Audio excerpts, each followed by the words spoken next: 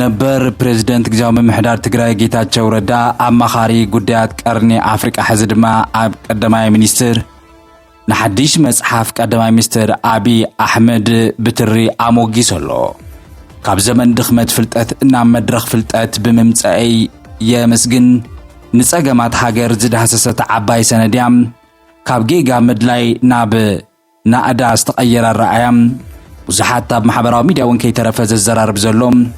በሚኒስትር ማዕረግ አማኻሪ ቀዳማይ ሚኒስትር አቢ አሕመድ ጌታቸው ረዳም ዝርዝር ኣብናይ ሎማዓንቲ መድረኽ ዝተዛረቡ ከነስማዓኩም ኢና ካልእ ሎማዓንቲ ካብ ዝተሰምዐ ዜና ድማ መንግስቲ ኢትዮጵያ ብፍሉይነት ሓደ ግብረ ሓይሊ ኣዳሊሎም እዚ ሓይሊ እዚ ድማ ብፍሉይነት ወታደራዊ ምንቅስቃስ ኤርትራ ዝከታተል ምዃኑ ተሰሚዑ ኣሎ እዚ ካብ ምሕዝነት ናብ ጥርጣረ ኢሉ እውን ናብ ምትፍናን ኩናት ዓሪጉ ዘሎ ኩነታት ኢትዮጵያን ኤርትራን ሎማዓንቲ ብሰበር ዜና ኣብ ማእኸል ዓዲ አዲስ አበባ ን4 ኪሎ ቀረባ ዝኾና ሚድያታት ኢትዮጵያ ንወታደራዊ ምንቅስቃስ ኤርትራ ብፍሉይ ዝከታተል ሓደ ጉጅለ ከም ዘጣየሸ ተሰሚዑ ኣሎ ንምዃኑ ብዛዕባ ዝጉጅለ እዚ ካልእ ሓድሽ ከንታይ ኣለኩም ንትብሉ ጻኒሕትኩም ምሳና ይኹን ብዝርዝር ሒዝና የለና ክነስማዓኩም ኢና ኣብ ናይ ሎማዓንቲ ቀትሪ ዜናና ዜና ናትና ፎረም ኣብ ትግራይ ፍሉይ ቤት ትምህርቲ ቃላሚኖ ብጌጋ ዝተኻየደ ናይ እርማት ምኽንያት ተምሃሮን ቤተሰብ እቲ ቤት ትምህርትን ኣብ ሓያል ሻቅሎት ከም ዝነበሩን ቢሮ ትምህርቲ ትግራይ እውን ድማ ነዚ ብዕቱብ ይከታተሎን ምስ ሚኒስትር ትምህርቲ ኢትዮጵያ እውን ፌደራል መንግስቲ ይዘራርብ ከም ዘሎ ዝገልጽ ጸብጻብ ሰሚዕና ነይርና ሕዚ ድማ ዓወት ድሕሪ እዚ ምትዕርራይ ተሰሚዑ ኣሎ ተምሃሮ ፍሉይ ቤት ትምህርቲ ቃላሚኖ 100% ኩሎም ሓሊፎም ኣለው ተስዓ ተምሃሮ ልዕሊ 500 ውጽኢት ከም ዘመዝገቡ እውን ተሰሚዑ ኣሎ እቲ ውጽኢት ብትኽክል ሕዚ ተማዕራሪ ተነጊሩ ኣሎ ሙሉእ ብሙሉእ ኩሎም ሓሊፎም ኣለው እዩ ሰራዊት እስራኤል ናብ ማእኸል ከተማ ጋዛ ሙሉእ ብሙሉእ ምእታው ጀሚሩ ኣሎ እዚ ዜና እውን ብዝርዝር ክነስማዓኩም ኢና ኣብ መወዳእታ እውን ሓደ ሓድሽ ሓበሬታ ኣሎ ውድብ ሕብራት ሃገራት ሃገረ እስራኤል ኣብ ጋዛ ተግባር ምጽናት ዓሌት ፈጺማ ኽብል ሙሉእ ብሙሉእ ደምዲሙ እዚ ሰነድ እውን ብማሕተሙን ፊርሙኡን ሰኒቑ ሚጥዎ ኣሎ ዝኽበረ ሰላምታና በብዘለኹም ይብጻሕኹም ክቡራት ሰማዕቲ ተመልከትና ናትናፈረም እዚ ናትናፈረም እዩ ድምፂ ኩሉ እዚ ቪድዮ እዚ ላይክ ገርኩም ጀምሩ ሼር ሳብስክራይብ ብምግባር ከም ትወትሩ ቤተሰብ ኩኑ ዝርዝራቶም ክነስማዓኩም ኢና ሰናይ ምክትታል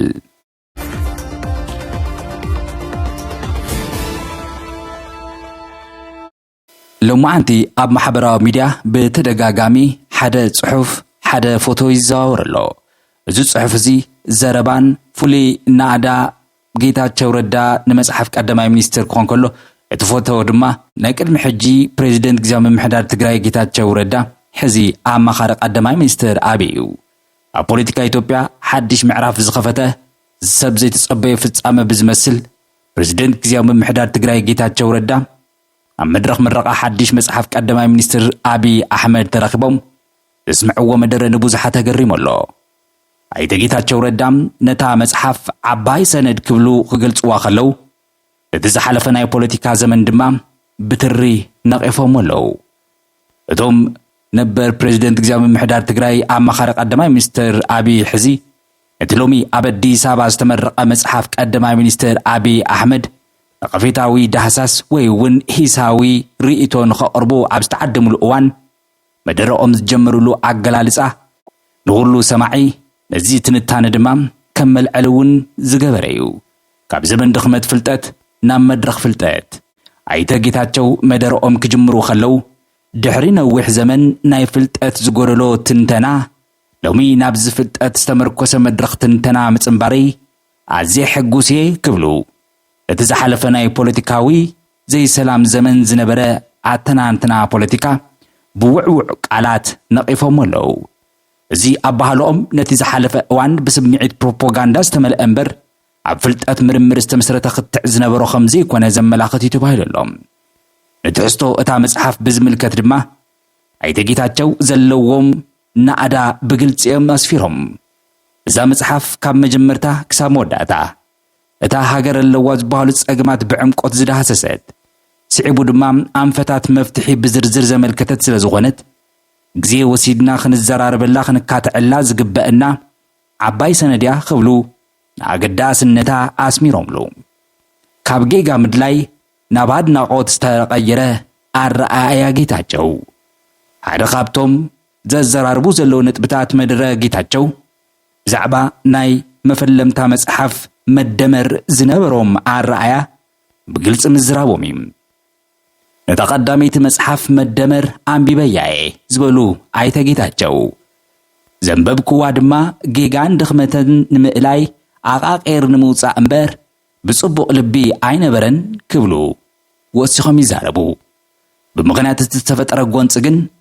እታን ካልኣይ ሳልሰይቲ መጽሐፍ ከም ዘምለጥኦ ኣይተ ጌታቸው ረዳ ወሲኾም ይዛረቡ እንኳዕ ታሪኽ ህይወት ዘይጽሓፉ ቀዳማይ ሚኒስትር አብይ አሕመድ እውን ኢሎም ኣይተ ጌታቸው ንቀዳማይ ሚኒስትር አብይ ዘለዎም ናዕዳ ዝገልጽሉ ካልእ መንገዲ ድማ ምስ ካልኦት ጸሓፍቲ ታሪኽ ህይወት ብምውድዳር እዩ ወዲ 40 ዓመት ከሎ ናይ ህይወት ታሪኹ ዝጽሕፍ ሃገር ከምህር ዝፍትን ሰብ ኣብ ዘለዋ ሃገር ቀዳማይ ሚኒስትር አብይ እንኳዕ ታሪኽ ህይወቶም ዘይጸሓፉ እንኳዕ ኣብ ሓሳብን ፍልጠትን ዝተመርኮዘ መጽሓፍ ጸሓፉ ክብሉ ብምግላጽ ቀዳማይ ሚኒስትር ካብ ናይ ውልቀዝና ናብ ሃገራዊ ኣርእስትታት ምትኳሩ ከም ዝሐጎሰም እውን ኣይተ ጌታቸው ረዳ ተዛሪቦም ኣለዉ እዚ ኣብ መንጎ ክልተ ላዕለዎት መራሕቲ ዝተራእየ ናይ ምንእኣድ ኣብ ሓሳብ ናይ ምዝርራብ ባህሊ ክብሉ ድማ ብወገን ብልጽግና ዝገልጽዎ ዘሎ ጉዳይ ኣብ ፖለቲካዊ ህይወት እቲ ሃገር ሓድሽ ተስፋ ዝህብ ንመጻኢ ናይ ዕርቅን ዘተ መንገዲ ዝዓርግ ተባሂሉ ብዙሓት ተንተንቲ ፖለቲካ ይግለጽ ኣሎም እቲ ዕርቂ ኣብ ባይታ ኣብ ዝደለየሉ እዋን ኣብ ቤተ መንግስቲ ዘየለ ባእሲ ዕርቂ ኢልካ ምግላጽ እውን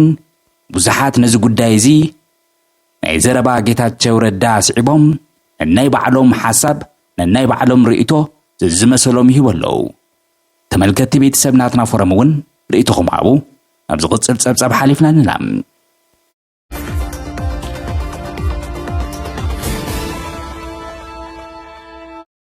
لومعنتي كاب سمعنايو حدا حديث زينا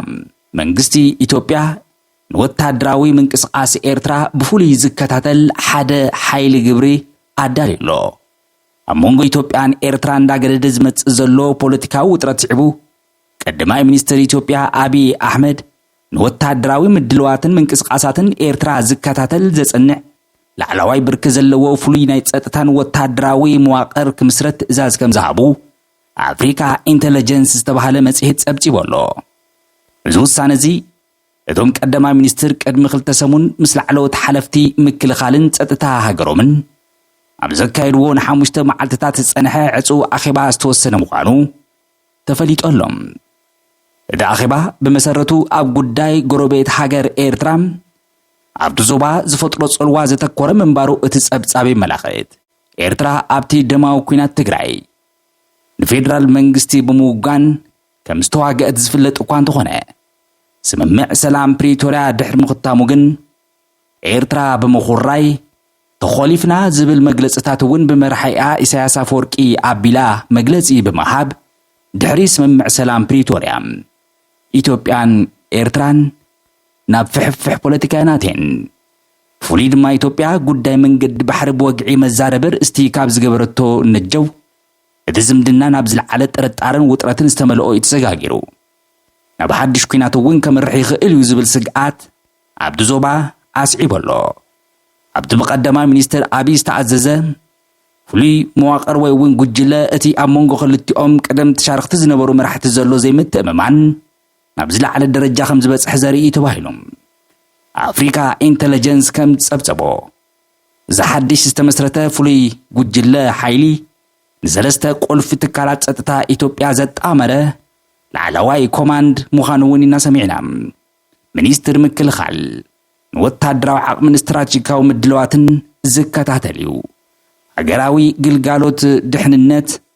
ጉዳያት ስለያን ኣብ ኤርትራ ዘሎ ምምዕባልን ብዕምቆት ዘጽንዕ እውን እዩ ሓለዋ ድሕንነት መርበብ ኢንፎርሜሽን ኢንሳ ንጉዳያት ሳይበር ኮሙኒኬሽን ቴክኖሎጂካዊ ክትትል ዝቆጻጸር እዩ እዚ ድማ እቲ ኣብ ልዕሊ ኤርትራ ዝግበር ክትትል ካብ ኩሉ መዳይ ወታደራዊ ስለያዊ ከምኡውን ቴክኖሎጂካዊ ዝተማልአ ንኽኸውን ዝዓለመ ምዃኑ ዘርኢ حلفت زوم سلسته تكالات بقطتا أبالات زي فلي مواقر كونن كلهم نتقبارتي تأزاز زسالت قبر حيلون كم زهلو تقليس أولهم أدامو أزخواني يخون واتادراو مدلواتن من كسقاسن سرعات إيرترا بقربا مقمقامن مسنعانهم الزسوقم تزيك أدما منيستر إثيوبيا أبي كرمي 12 معالتتات مس أمرار حادثتها دحر الزكايد وركب أما حبراو من رخبتتات أبزم محلالفو ملغتي دلون التكالات ستتها هاقراو ربحتات إثيوبيا نمغمبار أبزخ الدرجة بتسيحو مبال ززكاريم بتوسخي تكالات ستتها إثيوبيا مسجزي ززمنو أب قوامي كبرتات استمسرتو نمهنات نسرح لنا زبلو أبي أحمد زغوني خون كونتات أب زغوني خون أوان بوتان دلوات زغونو تكالات ستتها نمهنات أنفتنت جيرو اللخبلون مزرهبهم مزي حدش توسن وسان زدت أساسر مخانون تقميتو لهم أب تأخيبا أتوم كأدما منيستر بسمنكوا أنتزي تقصوهم قداموين حيلتات زبلوهم أكالات سرعات كانت حزوم كم زقبات الرم الزرابهم زكاريو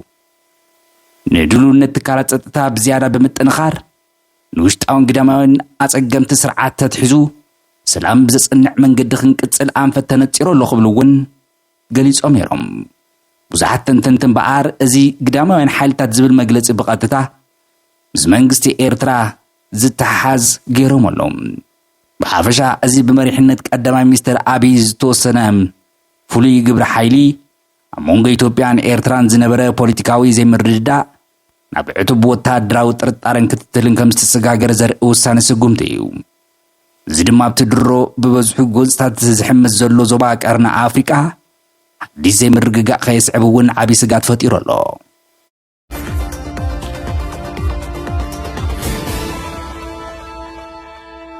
دحري وصيت متعرراي تمهارو فلو بيت تمرتيك ألامينو مئتاوي ناب يونيفرسيتي حالفو ملو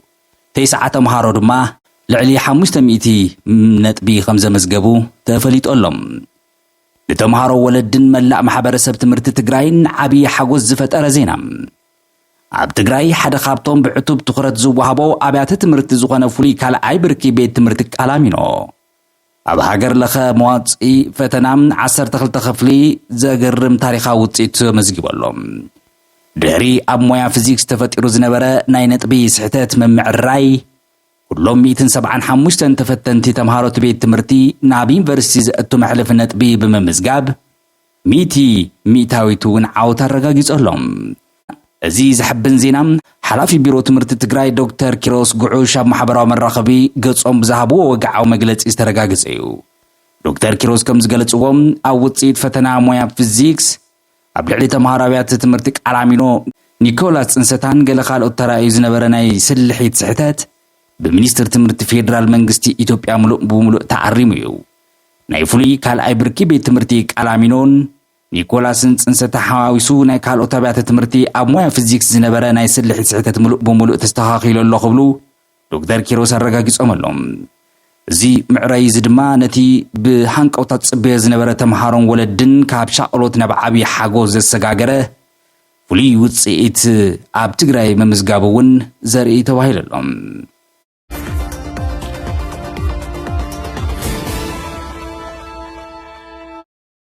غازا تندد اللام سراويت إسرائيل ناب مأخل كتما غازا بسفيح مدراو متكعتي جميرو له دحري ورحت تصنح خببان دبدابن سراويت مكلخال إسرائيل